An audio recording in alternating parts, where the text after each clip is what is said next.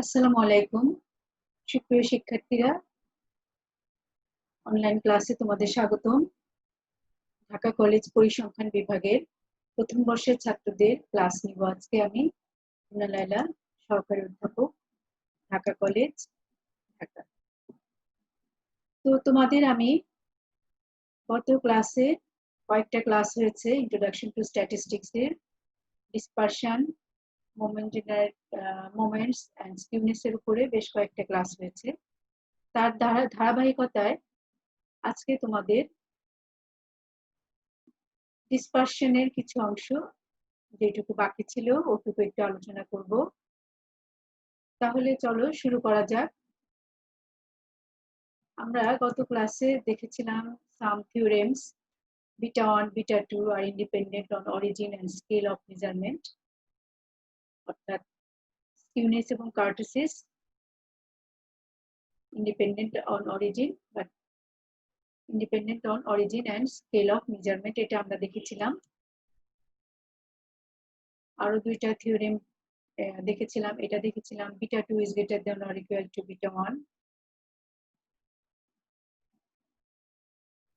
5 number summary আমরা গত ক্লাসে পড়েছিলাম, যেগুলো ছিল 5 নাম্বার কি কি ছিল। ফার্স্ট কোয়ার্টাইল,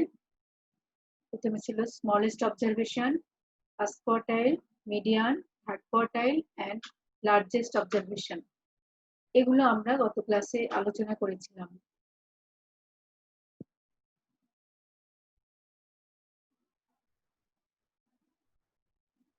আজকে আমরা মোমেন্টস, স্কিউনেস, কার্টোসিস এর কিছু কি টার্মস একটু আলোচনা করে নিই। যেটা ছিল মোমেন্টস কাকে বলে, a set of descriptive measure providing a unique characterization of a distribution and determine the distribution uniquely. Moments এর ডেফিনেশন আমরা শিখেছিলাম দুই রকমের মোমেন্টস, র মোমেন্টস এন্ড সেন্ট্রাল মোমেন্টস। র মোমেন্টসটা মিন থেকে মাপা হয়, সেন্ট্রাল মোমেন্টসটা মিন থেকে মাপা হয়, আর র মোমেন্টসটা একটা আরবিট্রারি ভ্যালু থেকে মাপা হয়। এরপরে আমরা শিখেছিলাম শেপ ক্যারেক্টারিস্টিক, যেগুলো ছিল সেগুলো হচ্ছে স্কিউনেস এন্ড কার্টোসিস। এগুলোর বিভিন্ন থিওরেম, এগুলো ম্যাথ, এগুলো শিখেছিলাম। এবং কিছু ডিসিশন ছিল যে এগুলো রেঞ্জ কত, বিটা 1 বিটা 2 এর রেঞ্জ, এগুলো শিখেছিলাম। সিমেট্রি কি? স্কিউনেস কার্টোসিস বলতে গেলে আমরা সিমেট্রির ধারণাটা আমাদের থাকতে হবে, যেটা হচ্ছে নর্মাল ডিস্ট্রিবিউশন, উভয় দিকে সমানভাবে বিন্যস্ত, এটা হচ্ছে সিমেট্রিক ডিস্ট্রিবিউশন ছিল। স্কিউনেস হচ্ছে সিমেট্রি থেকে ল্যাক অফ সিমেট্রি যখন আমরা দেখি তখন সেটাকে আমরা বলি স্কিউনেস। আর কার্টোসিস হচ্ছে পিকনেসটা মেজার করবে, যে নরমাল থেকে কতটুকু এটা পিক বা ফ্ল্যাট সেটা আমরা দেখি। এরপরে আমরা কিছু থিওরেম শিখেছিলাম। একটা হচ্ছে প্রপার্টিজ অফ মিন ডেভিয়েশন, এটা আমাদের একটা ডিসপারশনের মিন ডেভিয়েশনের একটা প্রবলেম, যা থিওরেম, যেটা আমাদের গত ক্লাসে পড়া হয় নাই, সেটা আমরা একটু দেখবো এখন। একটা প্রপার্টিজ প্রমাণ করব। Mean deviation is the minimum when deviation are taken from the median. অর্থাৎ মিডিয়ান থেকে যখন আমরা ডেভিয়েশনটা নিব তখন সেটা হবে মিনিমাম মিন ডেভিয়েশন। তাহলে আমরা এটা এখন প্রমাণ দেখি।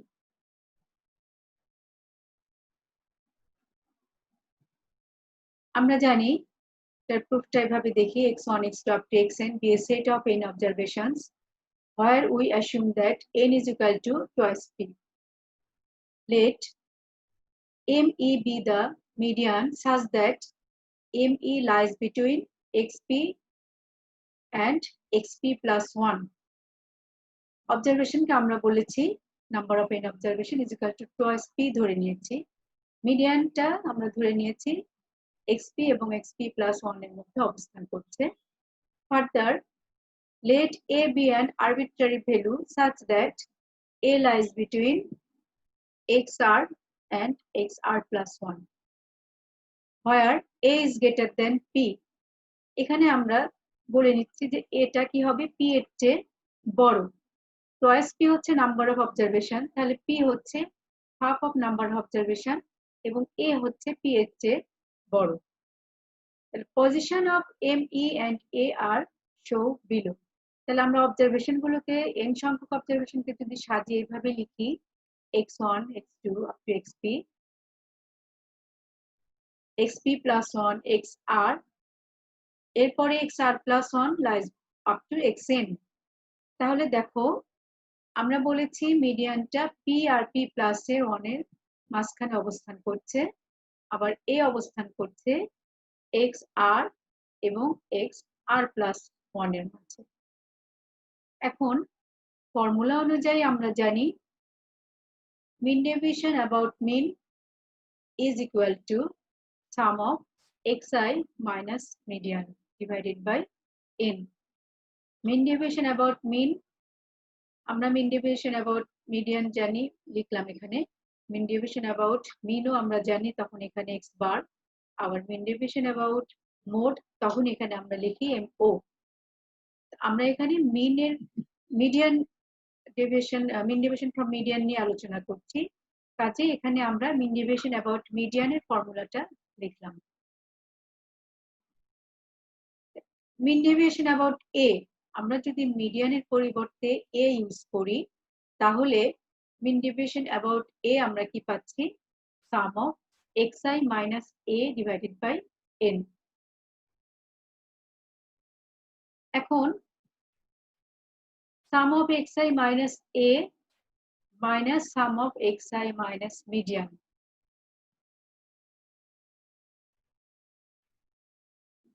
এটা is equal to আমরা কি লিখতে পারি দেখো এখানে আমি a minus xi minus median plus xi লিখেছি এখানে লিখেছি a minus xi minus xi plus median এটা লেখা হয়েছে xi minus a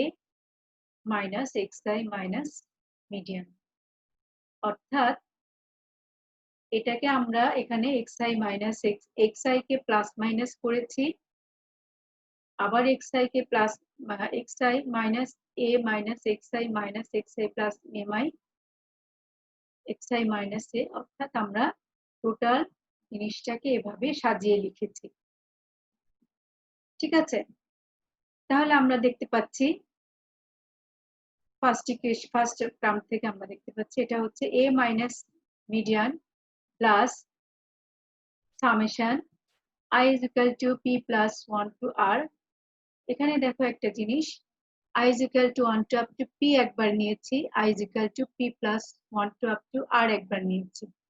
তারপরে নিয়েছি I is equal to r plus 1 to up to n ঠিক আছে এখন I is equal to 1 to up to p যেখানে আছে সেখানে আমরা এটা পেয়েছি a minus median xi minus xi plus xi minus xi plus xi কেটে গিয়েছে এটা থাকবে আর এখানে আছে I is equal to p plus 1 to r a plus me minus 2 xi আবার এখানে I is equal to r plus 1 to up to n এখানে আছে me minus a তাহলে এটা is greater than or equal to a minus me plus a plus me minus twice a plus me minus a middle termটা a is greater than xi আমরা এটা জানি আগে দেখে নিয়েছি তাহলে এখানে আমরা পাচ্ছি I is equal to 1 to up to p a minus median minus I is equal to p plus 1 to up to r a minus median minus a minus median তাহলে আমরা পাচ্ছি a minus median কমন নিচ্ছে এখানে common নিয়ে আমরা পাচ্ছি p minus r plus p minus n plus r তাহলে A minus median twice B minus n is equal to 0 since n is equal to twice B. Therefore, আমরা লিখতে পারি xi minus A is greater than or equal to xi minus median. That is mean deviation উভয় পক্ষকে n দিয়ে ভাগ করলে আমরা mean deviation পাচ্ছি। তাহলে আমরা লিখতে পারি mean deviation about A is greater than or equal to mean deviation about median. তাহলে আমরা এটা প্রমাণ হয়ে গেল যে mean deviation about me is greater than or equal to mean deviation about median, অর্থাৎ median is greater than or equal to median is greater than A. এখন কিছু রিলেশন আছে,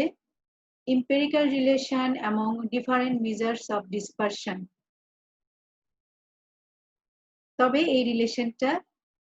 approximately normal distribution এর ক্ষেত্রে। রিলেশনটা আমরা একটু দেখে নিচ্ছি। দেখো যে mean deviation is equal to 4/5 standard deviation. Quartile deviation is equal to 2/3 standard deviation. Quartile deviation is equal to 5/6 mean deviation. তাহলে আমরা কি দেখতে পাচ্ছি, এটা এখানে আমরা কি পাবো তাহলে যে approximately 68% of observation lie within on standard deviation to either side of the mean, that is in interval mean plus minus standard deviation. আবার approximately 95% of the observation lie within 2 standard deviation to either side of the mean, that is in the interval mean plus minus 2 standard deviation. Approximately 99.7% of the observation lie within 3 standard deviation to either side of the mean, that is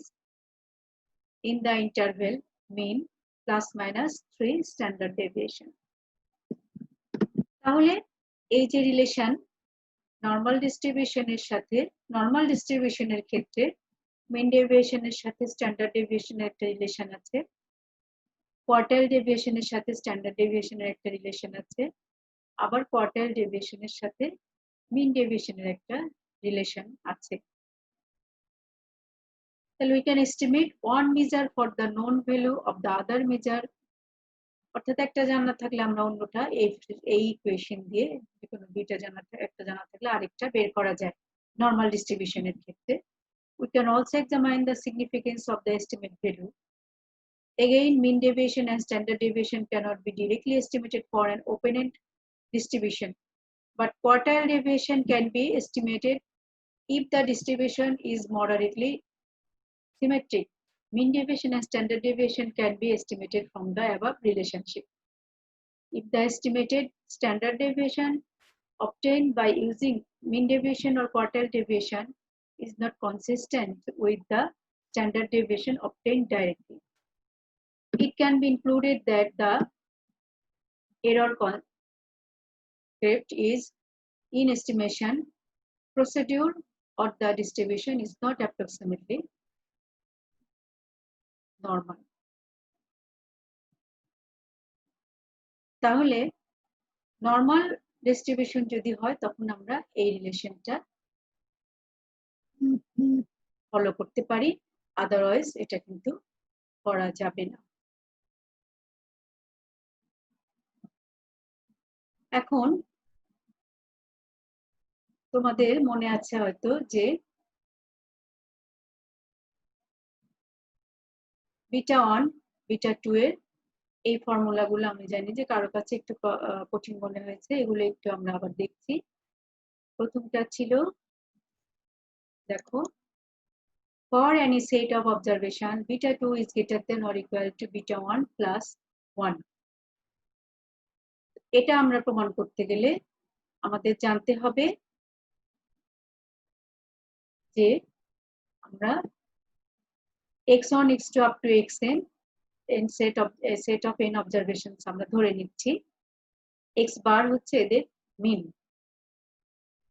তাহলে আমরা আবার ধরি যে zi is equal to xi minus x bar। এটা ধরার কারণ হচ্ছে আমরা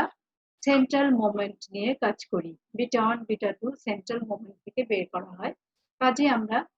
zi is equal to xi minus x bar ধরে আমরা লিখছি mu1 is equal to sum of zi by n is equal to 0, mu2 sum of zi square divided by n, mu3 is equal to sum of zi square divided by n, mu4 sum of zi to the power 4 divided by n। আমরা জানি beta 2 হচ্ছে kurtosis, beta 1 হচ্ছে skewness. তাহলে এই রিলেশনটা আমরা এখন prove করব যে beta 2 is greater than or equal to beta 1 plus 1। So আমরা একটা consider the expression a zi square plus b zi plus c whole square, এটা আমরা ধরে নিচ্ছি যেখানে a b c are arbitrary and real constant, then the above expression must be non-negative, কারণ এটা একটা স্কয়ার টার্ম, কাজে এটা always non-negative, that is greater than or equal to 0। So আমরা লিখতে পারি a zi square plus b zi plus c whole square is greater than or equal to 0। উভয় পাশে আমরা সামেশন নিয়েছি by n,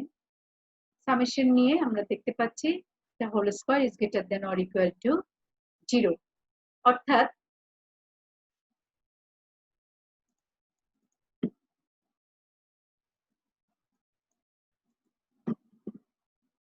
a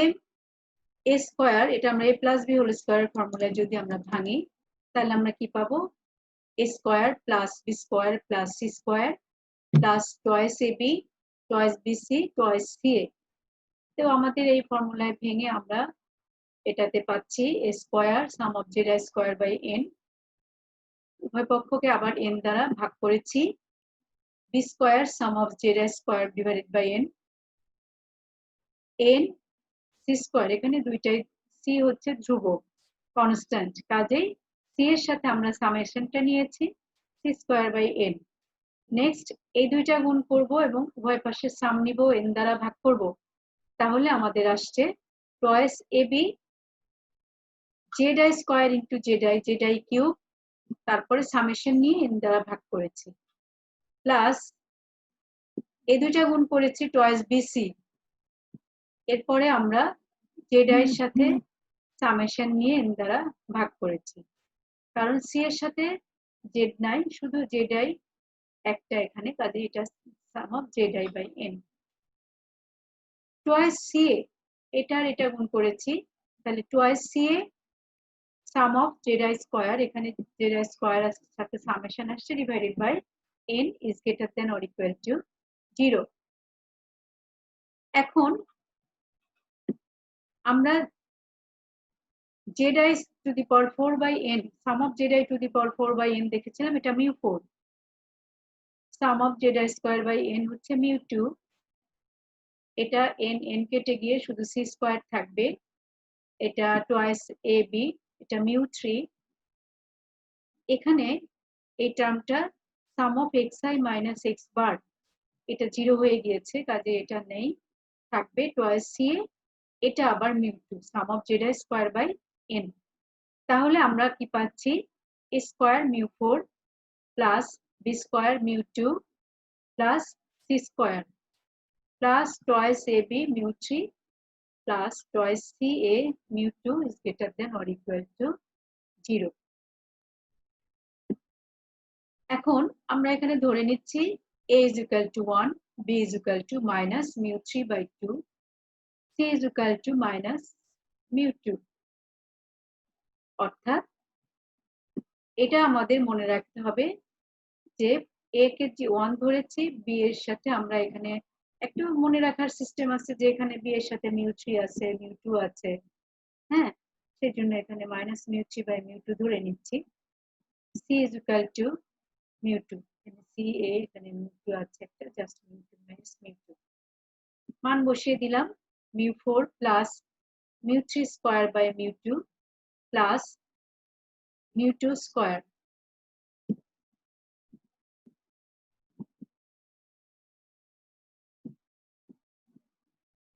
minus 2 mu3 square by 2 minus 2 mu2 square is greater than or equal to 0.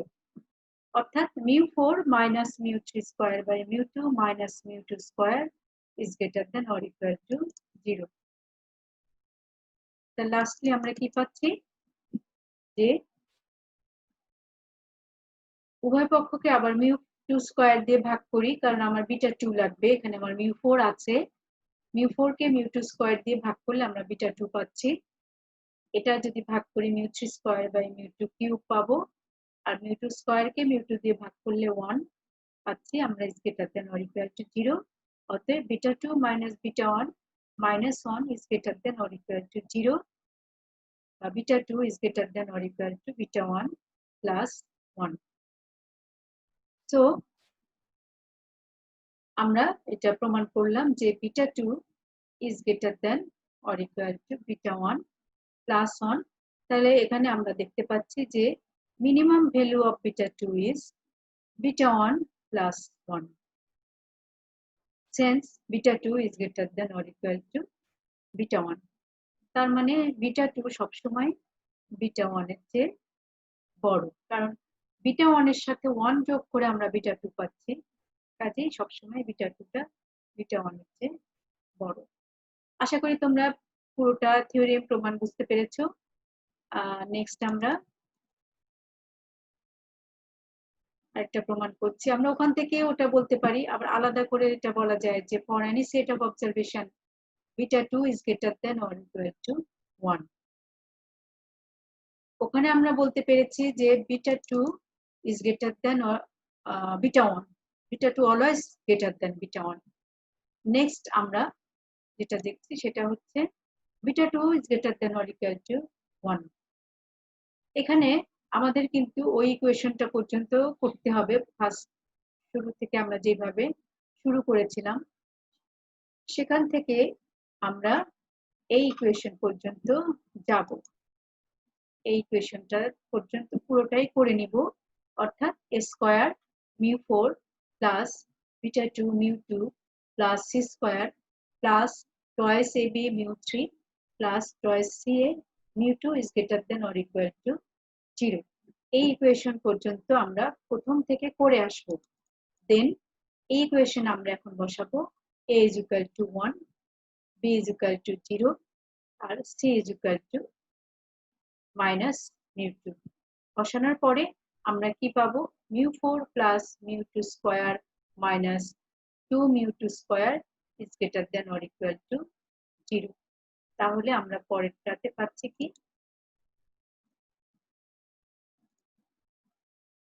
mu4 minus mu2 is greater than or equal to 0 অর্থাৎ উভয় পক্ষকে এখন আবার আমরা mu2 স্কয়ার দিয়ে ভাগ করি ভাগ করে আমরা পাচ্ছি mu4 divided by mu2 square minus 1 is greater than or equal to 0 অর্থাৎ beta 2 is greater than or equal to 1 তাহলে আশা করি এইটুকু তোমাদের ক্লিয়ার হয়ে গেল এটা আমি আগেও করিয়েছিলাম আজকে আবার একটু এটা একটা জটিল মনে হয়েছে তোমাদের কাছে সেজন্য আজকে আবার একটু করালাম তাহলে আশা করি এইটুকু তোমাদের ক্লিয়ার হয়ে গেল আচ্ছা এই থিওরেমটা আবার এই থিওরেমটা যেটা আমরা এখন করলাম এটা যদি সিঙ্গেল ভাবে পরীক্ষায় আসে তাহলে তোমরা এটা খুব ইজিলি এটা থেকেও করতে পারো যে ভেরিয়েন্সের ফর্মুলা আমরা জানি variance is equal to some of xi minus x bar whole square divided by n এই স্কয়ার টার্মটা সবসময় greater than or equal two 0 অর্থাৎ সাম of xi minus x bar divided by n is greater than or equal to 0 এটাকে আমি যদি ভেঙে এভাবে লিখি যে sum of xi square by n minus sum of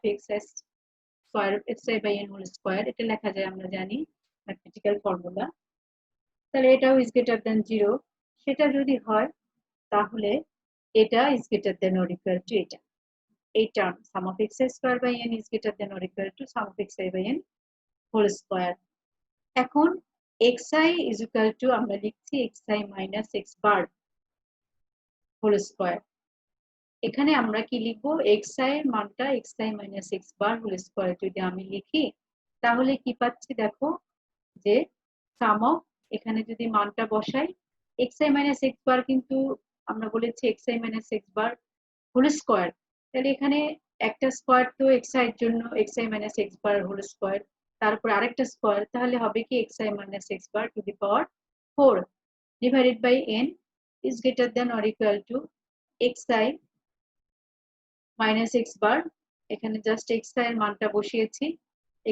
xi এর মানটা ছিল আমাদের xi minus x bar whole square, summation এখানে আছে divided by n whole to the power আবার স্কয়ার। আমরা দেখতে পাচ্ছি এইটুকুর মান কি mu4, অর্থাৎ 4 সেন্ট্রাল মোমেন্ট mu4, আমরা যেহেতু মিন থেকে ডেভিয়েশন নিয়েছি কাজেই এটা সেন্ট্রাল মোমেন্ট, তাহলে mu4 is greater than or equal to, আর এটুকু কি mu2, ভিতরেরটুকু mu2 স্কয়ার, তা আমরা এটা লিখলাম। আবার আমরা ওই টার্মটা পেয়ে গিয়েছি যে যেখানে আমরা আবার mu2 স্কয়ার দিয়ে ভাগ করলে আমরা পাচ্ছি mu4 by mu2 square is greater than or equal to mu2 square by mu2 square, এই দুটা কেটে গিয়ে থাকবে 1, কাজেই আমরা বলতে পারি যে β2 is greater than or equal to 1। এটা তুলনামূলকভাবে ইজি, যদি তোমার পরীক্ষায় শুধু এটা আসে যে prove that β2 is greater than or equal to 1, তাহলে তোমরা ভেরিয়েন্সের এই টার্মটা দিয়ে তোমরা শুরু করতে পারো এবং এটা আমরা এভাবেই কমপ্লিট করতে পারি। তাহলে আমরা স্কিউনেস কার্টোসিস রিলেটেড দুইটা থিওরেম প্রমাণ করলাম। আরেকটা ছিল যে β1 and β2 is independent on origin and scale, এটা আমি তোমাদের গত ক্লাসে দেখিয়েছিলাম, এটাতে আশা করি আর কোনো সমস্যা নেই, এটা খুব ইজি একটা প্রমাণ। আর আজকে এগুলো দেখলাম।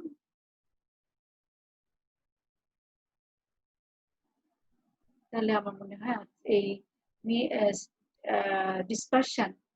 মোমেন্টস, স্কিউনেস, কার্টোসিস, আশা করি আমরা সবগুলো ক্লাস ঠিক মতো করতে পেরেছি। এখন তোমাদের কাজ হচ্ছে এগুলো প্র্যাকটিস করা। আমি কিছু ম্যাথও করিয়েছিলাম তোমাদের, ম্যাথগুলো প্র্যাকটিস করলে ফর্মুলাগুলো ভালো মতো আয়ত্তে আসবে। তোমরা বাসায় বসে সেটা চেষ্টা করবে যে বইয়ে বা বিভিন্ন বছরের কোশ্চেন কালেক্ট করে